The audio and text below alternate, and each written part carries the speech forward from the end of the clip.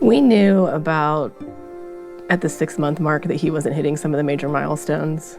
And at 9 months, wasn't crawling, wasn't turning his head when we would call his name. So we started a long year of discovery at Children's Mercy.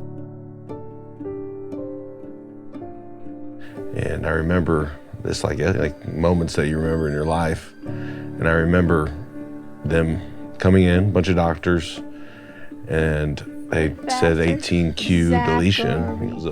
It was definitely a moment. There's certain moments in your life you don't forget, and I still remember that like yesterday. Turn it off. Good job. Here. I went to an ultrasound when I was 34 weeks pregnant, and that's the first time we heard tuberous sclerosis. I was kind of, A, I had never heard of it before. B, I was kind of shocked. And it's almost, and it sounds terrible to say, but you're always thinking to yourself, like, those types of things are never going to happen to me. Like, my kid's gonna be healthy. And I didn't know at first how to handle it. And Oz, you wanna tell them what our cats' names are? The cat with different colors is Sweatpants, and the black one is T-Tops. Yep, Triceratops. With your first kid, I didn't know those milestones and what to look for. So I didn't think much of it, but my mom, who, she was a speech pathologist, so she was the one who had to kind of say, I think something's a little off. But she didn't want to push it, because that's a terrible thing to have to tell your daughter, I would imagine. That's a zebra shark. Like, it wasn't easy, it wasn't a great thing. But I feel like we were able to kind of go through it slower, and we had a wonderful support group around us that kind of helped us, figure out how to handle it.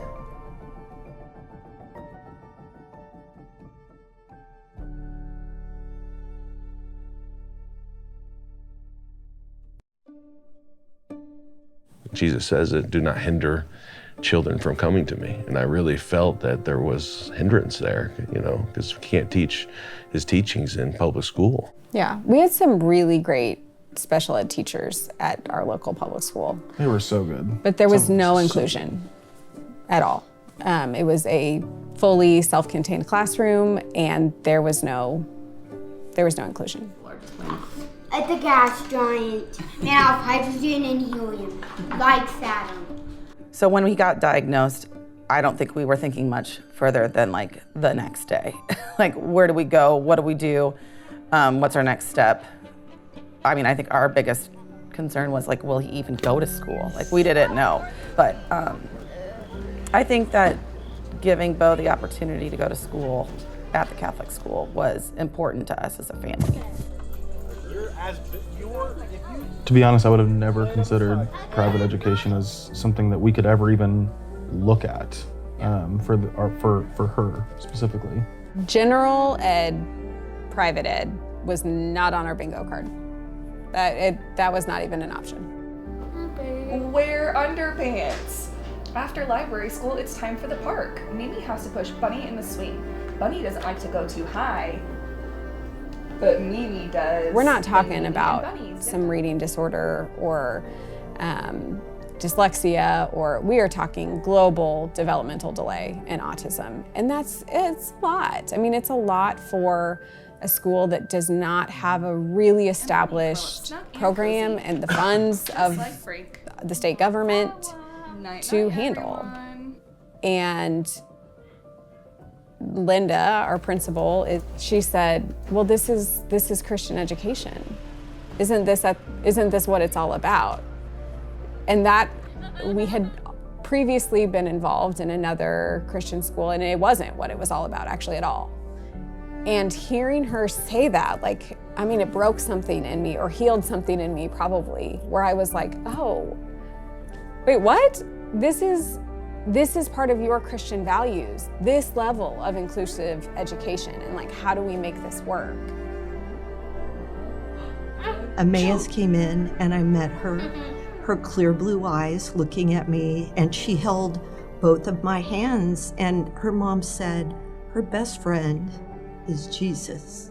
And there was just something that I felt came through Emmaus and through me that said that she belonged here. You know, it's kind of I'll call it a revolutionary concept because, you know, it used to be the thought is you got to take the kids out of the classroom and put them into a special needs classroom and have them kind of learn at their own. But Fire's come in and said, no, we're going to bring those kids in and help them learn, but then also help the other kids. Because I see they really see the full picture, I think, because they see how not only it's going to help those kids, but we've talked about it, how it's going to help everybody in the building. I think the biggest change that I've seen truly is the change in our whole community and the ability for our students to have a better ability to communicate with her and to understand and flourish themselves as people in the real world, and knowing that God created every one of us and we're not all the same, and that we all have gifts that we bring to the table.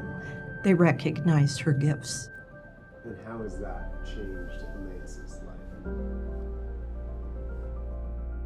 She has same-age peers for the first time ever. Friends. Friends that are same-age peers for the first time ever. She's in 7th grade. She did not have that until last year. That are not disabled. Fire funds it. That's the thing. It costs money.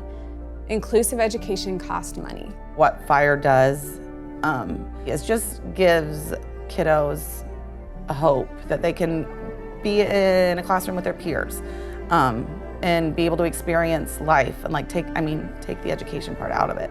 Just be a part of a community, be a part of, you know, friends, and get to experience what a lot of kids take for granted. Bullying's a big thing, like, in the world right now, but I think when you expose these kids to it, they realize, oh, this is just Zachary, and he's fun and he's happy, and he's not getting bullied in that community because they accept him for who he is. It's just being part of an inclusive education program can just have so many benefits to not only your students with disabilities, but students without disabilities as well. So I just see the benefits in play at all times with all of our students here at St. Peter's.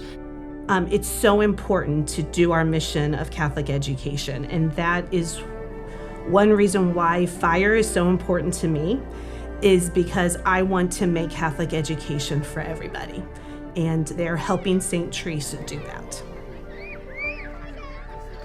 I don't think we fully knew the impact it would have on the school, because, you know, I'll tell you it kind of gets me a little teary-eyed when I think about that field trip that he went on, because he was a little uncertain about going. Like, second day was a field trip. They were going to the fun farm, and he didn't ride the bus there with all the other kids. His grandpa took him, and he didn't know if he wanted to get out of the car. And my dad said he got out of the car, and all the kids came running to him, just with open arms. So excited that he was there. If people really looked around, I think they'd see how many lives this actually touches. So many more people now know people with disabilities and special needs, that directly giving, donating, it's going to somebody they know. The funding that we receive through Fire allows for us to be able to provide to our students, every student, what they need to be able to learn. And it's just as God wants. He wants them to be able to be here. He wants them to learn about them. What is the most important aspect of donating to the Fire Foundation? You would want someone to give to you. You would want someone to give to you and give to your school because you would want the very best for your child. And that's what it's about. The very best for our children. So we want the very best for our own kids. That's it.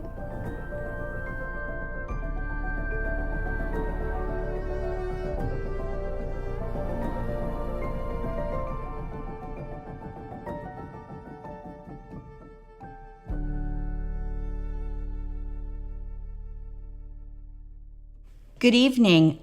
I'm Lynn Heyer, Executive Director of the Fire Foundation. Thank you for being with us tonight. Fire Foundation's mission matters so much. I really can't think of a mission, inclusive Catholic education, that means more to more kids, families, educators. This mission literally is changing the culture of schools. We're creating a culture of belonging where everyone is valued. And you, as our donors, are helping make that happen. We can't do this work without you. Your contributions make it possible for Fire Foundation to invest in all the essential resources, professional development, paraeducators, special educators, curriculum, all the things that are creating this beautiful learning environment where kids are learning, growing, thriving. It's not just about the kids who have disabilities, which is certainly important. It's about all of our kids who are learning and growing together. Thank you for being part of the Fire family. Thank you for being with us tonight. And thank you in advance for the gifts that you can make tonight to support this mission.